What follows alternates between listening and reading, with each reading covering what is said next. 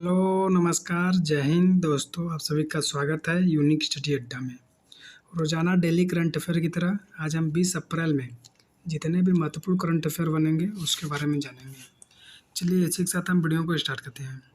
देखिए, पहला क्वेश्चन है हम लोगों का कि विश्व विरासत दिवस कब मनाया गया है। अभी हाल ही में विश्व विरासत दिवस मनाया गया है, यानी कि वर्ल्ड हेरिटेज डे कब मनाया गया है। ऑप्शन नंबर ए में 15 अप्रैल, बी में 16 अप्रैल, सी में 18 अप्रैल, डी में 17 अप्रैल। तो इसका सही आंसर हो जाएगा ऑप्शन नंबर सी, यानी कि 18 अप्रैल को विश्व विरासत दिवस मनाया गया है। विश्व विरासत दिवस यानी कि अपने जितने भी पुराने धरोहर है उनको सुरक्षित करने के लिए विश्व विरासत दिवस मनाया जाता है। देखिए, जैसे इसमें थंबनेल में दिया हुआ है, ताजमहल है, लाल किला है, टावर है, इत्यादि जितने भी प्रमुख विश्व विरासत धरोहर होते हैं उनको सुरक्षित रखने के लिए विश्व विरासत दिवस मनाया जाता है। 18 अप्रैल को मनाया गया है। और अप्रैल माह के महत्वपूर्ण दिवस के बारे में देखते हैं हम लोग। देखिए, जैसे कि 1 अप्रैल को हम लोग क्या मनाए हैं, उत्कल दिवस यानी कि उड़ीसा दिवस मनाए हैं।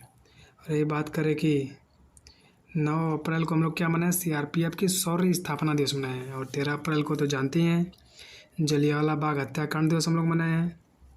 और 10 अप्रैल को होम्योपैथी दिवस मनाए हैं, जिसके जनक कौन है, हैनीमैन है। और 5 अप्रैल को क्या मनाया, राष्ट्रीय समुद्री दिवस हम लोग मनाए हैं 5 अप्रैल को। ये सब जितने भी चीज़ें थी सब अप्रैल माह से रिलेटेड थी, आप सभी लोगों को याद रखना है। और 7 अप्रैल को क्या मनाते हैं हम लोग, विश्व स्वास्थ्य दिवस मनाते हैं 7 अप्रैल को। अब हम लोग नेक्स्ट क्वेश्चन देखते हैं। देखिए, नेक्स्ट क्वेश्चन क्या है। नेक्स्ट क्वेश्चन है हम लोगों का कि हाल ही में अयोध्या में श्री राम सूर्य तिलक कार्यक्रम में किस भारतीय संस्था ने अहम भूमिका निभाई है। देखिए, अभी हाल ही में श्री राम मंदिर का उद्घाटन हुआ है। कहाँ पर हुआ है, उत्तर प्रदेश के अयोध्या में हुआ है। अयोध्या में श्री राम मंदिर का उद्घाटन हुआ है। उद्घाटन किसने किया है, तो प्रधानमंत्री नरेंद्र मोदी जी ने किया है। कब किया है, तो 22 फरवरी जी को किया है। कहाँ पर किया है, अयोध्या में किया है।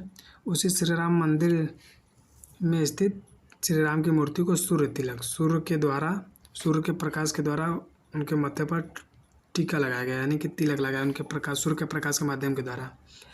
तो इस कार्यक्रम में किस भारतीय संस्था ने अहम भूमिका निभाई है। देखिए, ऑप्शन नंबर ए में है Indian Institute of Astrophysics, B में IIT दिल्ली, सी में IIT मद्रास, डी में IIT बॉम्बे।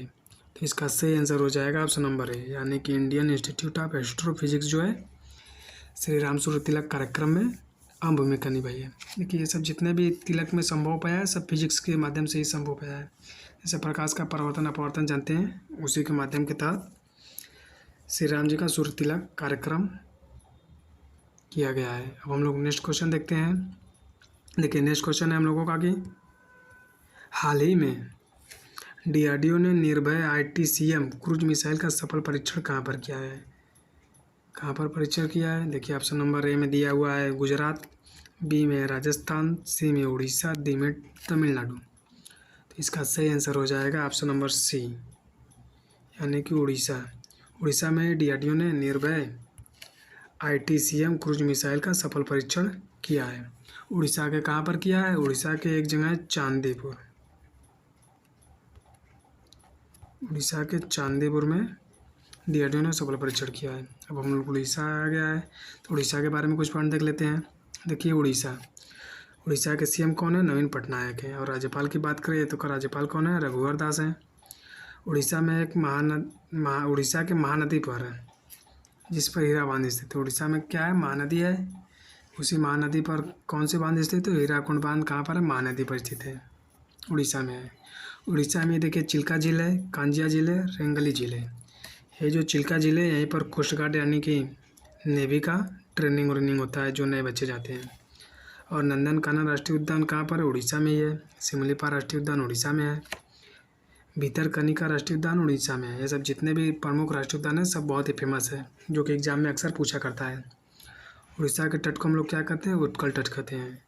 उड़ीसा में कौन कौन सा प्रमुख त्यौहार मनाए जाते हैं। देखिए, रज पर्व, नुआखाई, ये सब जितने भी प्रमुख त्यौहार हैं सब उड़ीसा में है। और उड़ीसा में देखिए कोणार्क का सूर्य मंदिर है जो बहुत ही फेमस है, हमेशा अक्सर पेपर में पूछ देता है कि कोणार्क का सूर्य मंदिर कहाँ पर है, तो उड़ीसा में है।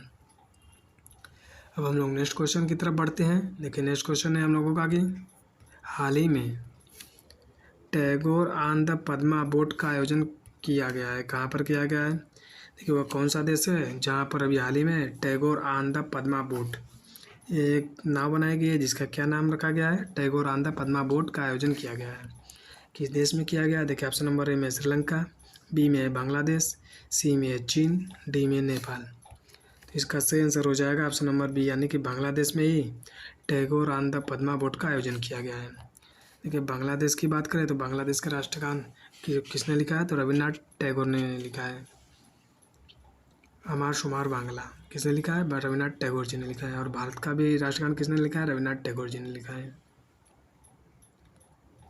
अब हम लोग नेक्स्ट क्वेश्चन की तरफ बढ़ते हैं। देखिए नेक्स्ट क्वेश्चन है हम लोगों का कि हाल ही में कहाँ की तिरंगा बर्फी को जीआई टैग मिला है? अभी हाल ही में देखिए जीआई टैग मिला है कहाँ की तिरंगा बर्फी, यानी कि 3 रंग की बर्फी होती है, 3 रंगा बर्फी को जीआई टैग मिला है। तिरंगा बर्फी यानी कि देखिए जो कलर अपने राष्ट्रीय ध्वज में होते हैं वही कलर की बर्फी यानी कि मिष्ठान बनाया गया है, उसी को जीआई टैग मिला है तिरंगे की बर्फी को। वह कहाँ का है? ऑप्शन नंबर ए में देखिए वाराणसी है, बी में लखनऊ है, सी में कन्नौज है, डी में अयोध्या है। तो इसका सही आंसर हो जाएगा ऑप्शन नंबर ए, यानी कि वाराणसी की तिरंगा बर्फी को जीआई टैग मिला है। जीआई टैग की बात करें तो जीआई टैग अधिनियम कब का है? तो 1999 का है जीआई टैग अधिनियम। सर्वप्रथम जीआई टैग किसे मिला था? तो दार्जिलिंग की चाय को मिला था। और ये तिरंगा बर्फी को किसे मिला है? तो वाराणसी में मिला है। और कन्नौज की बात करें तो कन्नौज के इत्र को जीआई टैग मिला है, कन्नौज का इत्र फेमस है। ये सब जितने भी हैं सब जीआई टैग भी बहुत ही फेमस होते हैं। देखिए अयोध्या में तो अभी श्री राम मंदिर का तिलक किया गया और वहीं पर अयोध्या मंदिर भी है। अब हम लोग नेक्स्ट देखते हैं, यानी कि उत्तर प्रदेश के बारे में देख लेते हैं। वाराणसी कहाँ पर पड़ता है? उत्तर प्रदेश में। वाराणसी में ये देखिए सारनाथ है जहाँ पर कि गौतम बुद्ध जी ने अपना प्रथम उपदेश दिया था। सारनाथ को हम लोग मृगदा यानी या ऋषि पत्तनम कहते हैं पहले, अब क्या वर्तमान नाम क्या है? सारनाथ है। उत्तर प्रदेश के बारे में कुछ पॉइंट देख लेते हैं। देखिए उत्तर प्रदेश का एकमात्र राष्ट्रीय उद्यान कौन है? दुधवा राष्ट्रीय उद्यान है। जनसंख्या की दृष्टि से सबसे बड़ा राज्य है उत्तर प्रदेश। उत्तर प्रदेश की राजधानी क्या है? लखनऊ है। क्षेत्रफल की दृष्टि से चौथा सबसे बड़ा राज्य कौन सा है? उत्तर प्रदेश है। उत्तर प्रदेश में कुल जिलों की बात करें तो 75 है, मंडल की बात करें तो 18 मंडल है, नगर निगम की बात करें तो 17 नगर निगम है। उत्तर प्रदेश के प्रथम मुख्यमंत्री कौन है? तो गोविंद बल्लभ पंत है। ये वर्तमान पूछे तो सीएम योगी आदित्यनाथ है। उत्तर प्रदेश की स्थापना दिवस हम लोग कब मनाते हैं? 24 जनवरी 1950 ईस्वी को मनाते हैं। ये देखिए उत्तर प्रदेश का मैप है। हम लोग नेक्स्ट क्वेश्चन देखते हैं। देखिए नेक्स्ट क्वेश्चन है हम लोगों का कि हाल ही में भारतीय सेना ने कहाँ ATGM प्रशिक्षण अभ्यास आयोजित किया है?